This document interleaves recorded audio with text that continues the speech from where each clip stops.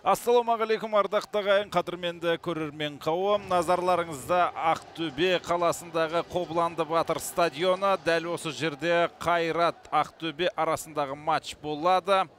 Сонымен Қазақстан чемпионатының кезекті туры, дәлірек айтсақ 18-ші тур. Ойын басталды мінеки. Жоқ, дұрыс басталмапты. Әлі емес. Мінеки енді сықырды. Сағаты тоқтап қалса керек төрешінің. Және бұрыштама қазір бірінші минуттан Сантана қорғанысқа қайтты мінеки. Шамконың тамаша пастары бар осындай. Тамаша және қақпаштан асырса болады. Андре Филиппович тура сондай әрекет жасағысы келген. Қақпашын төбесінен асырғысы келген. Да, Мишима постоянно вовлекается в эти активные действия. И как раз он с мячом. Удар! Гол!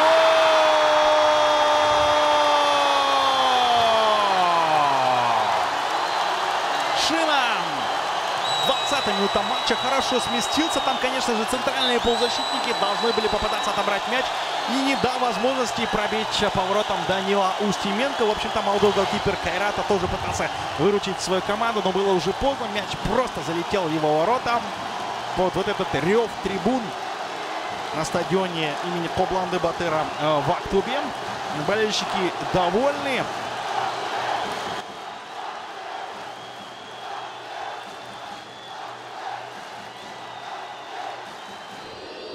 Он үшінші нөмірдегі Лев Кургин тұр мінеки топтың маңында. Көрейік кім тепседі. Кургин көтерді. Соққы және гол. Мінеки тамаша жағдай. Бағадан бері айып добынан тебе бермей осылай көтергенде дұрыс екен. Стас Покатилов тосалмады. Аяқ астынан келген соққы және Қайрат фанаттары мінеки тамаша қуануда. Қайратта оңайлықпен берілмейтіндігін байқатты бүгінгі матчта. Бейне қайтылудан көруіміз керек мінеки. Кирилл Кеккерді риза таңғалып тұрған сияқты. Стандарт ситуациясын Қайрат жақсы пайдаланды.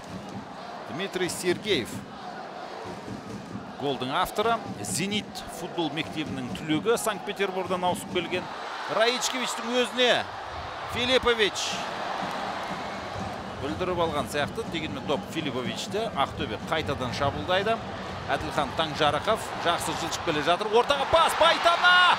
Элдер Сантана! Және гол! Тамаша гол, керемет комбинация. Әділхан Таңжарықовтың ғаламат пасынан кейін Бауыржан Байтана бірден соққы жасамай Элдер Сантанаға пас бергеннің пайдасы мінеки. Сонымен екінші матч қатарынан Бауыржан Байтана ассистенттік жасап жатыр. Ермаш, ты обязательно должен его отметить. Все-таки это воспитанник Жамбылской школы футбола. И, кстати, почему он сам не забивал? Ты как думаешь? Бұл жерден жартылай қорғаушыға одан көрі Элдер Сантана одан да мықты позицияда тұрғанын көрігін көрген сияқты. Мінеки соның арқасы. Я думаю, игроки такого плана просто любят делать ассисты, нежели забивать. Они сами в интервью говорят. Приятнее, когда ассисты делают. Жартылай қорғаушылар ғой, олардың мақсаты гол салу емес. Олардың мақсаты... Но всегда приятно ворота бывшего клуба забить.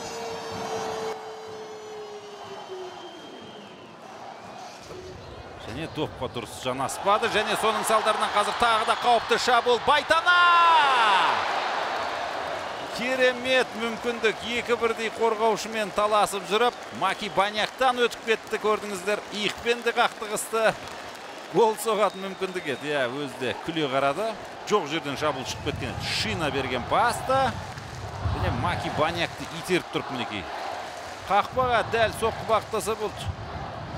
В обороне третий Маки Баняк, четвертый Дамир Касабулат, 13-й Лев Кургин и 25-й Александр Широбоков. Ох, момент опасный возникает у ворот Данила Устименко.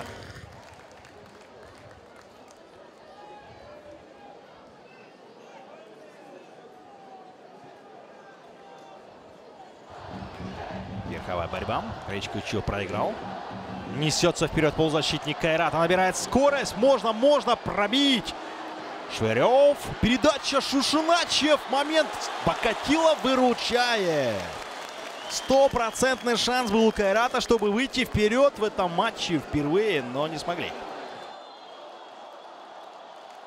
Итак, Касым разбегается и бьет гол!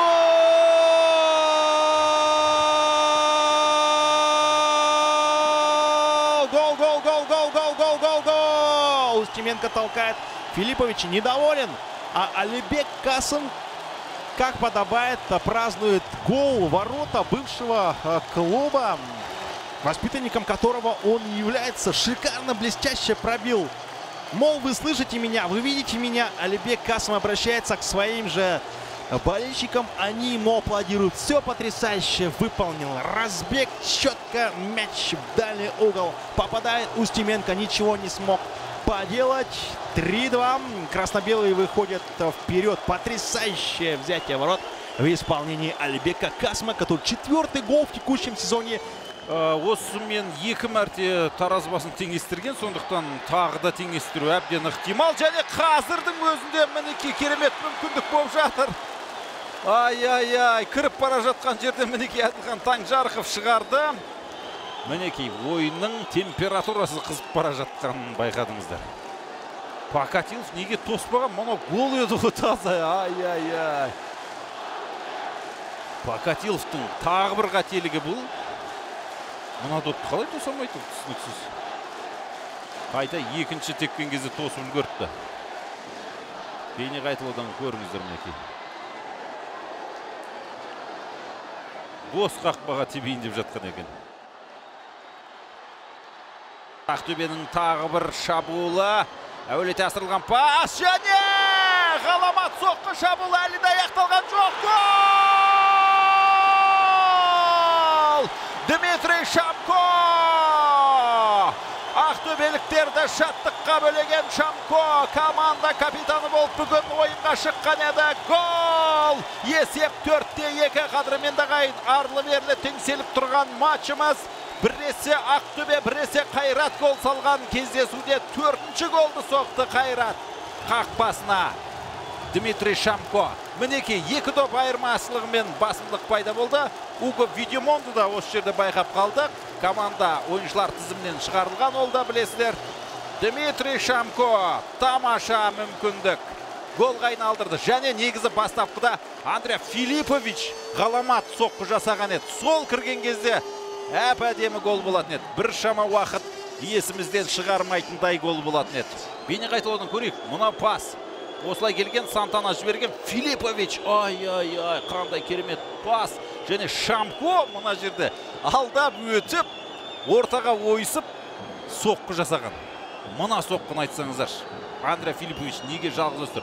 Шамко оң аяғымен гол соқты. Негізі сол аяқпен ойнайтын футболшы. Оң аяғы тек жүгіру үшін Дмитрий Шамконың Филипповичтің соққысының арқасында мінекей барлығы да болған. Сол аяқпен алып, оң аяқпен тепкен. Робин Ван Перси кезінде Уйген қақпасына оң аяқпен гол соққан еді. Ағылшын футболында бір ерекше есте қалған күннің бірі болады. Тура сол сияқты Дмитрий Шамко оң аяғымен гол соқты мінекей. Хотя вроде как усилили линию атаки. Там и Шушиначев есть, и Ян Труфанов, и Жоу Паул. Вот момент у Яна возникает! Не смог молодой нападающий забить. В падении уже пробивал. Примерно похожая ситуация была у Бауыржана Байтана в первом тайме. Не смог. А вот представьте, если бы счет стал бы 4-3. Какая жаркая концовочка нас бы с вами ожидала. Там мяч попал в Яшина, после этого перелетел и через Покатилова, и через ворота.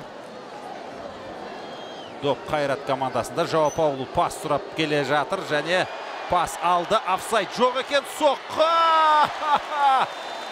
Жоу Паулу офсайдта екен негізі. Оның үстіне ол биіктеу жіберді. Бағанан бері қауіпті мүмкіндіктері болмаған еді бұл футболшының. Аутқа дейін күтейін деді Жоу Паулу. Бітті тура сол жерде. Ойын аяқталды. Есеп 4-2 қадірмен дағайын.